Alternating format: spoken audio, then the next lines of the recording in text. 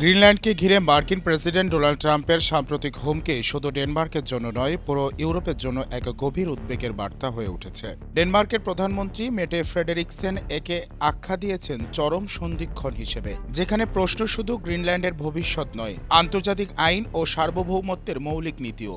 Arctic অঞ্চলে Russia ও চীনের সামরিক তৎপরতা বৃদ্ধিকে যুক্তরাষ্ট্রের জাতীয় নিরাপত্তার জন্য হুমকি হিসেবে তুলে ধরে ট্রাম্প আবারও গ্রিনল্যান্ড দখলের ইঙ্গিত দিয়েছেন। কিন্তু এই অবস্থান ইউরোপীয় মিত্রদের মধ্যে তীব্র প্রতিক্রিয়া সৃষ্টি করেছে। জার্মানি, সুইডেন ও অন্যান্য নর্ডিক দেশ প্রকাশ্যে ডেনমার্কের পাশে দাঁড়িয়েছে এবং স্পষ্ট করে বলেছে গ্রিনল্যান্ড দখল আন্তর্জাতিক আইনে চরম লঙ্ঘন হবে।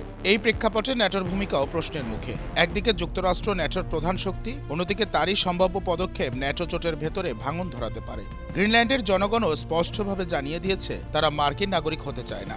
সব মিলিয়ে গ্রিনল্যান্ড এখন শুধু একটি দ্বীপ নয়, এটি হয়ে উঠেছে বৈশ্বিক শক্তির সংঘাত, কৌশলগত নিরাপত্তা ও আন্তর্জাতিক নীতির এক গুরুত্বপূর্ণ অধ্যায়।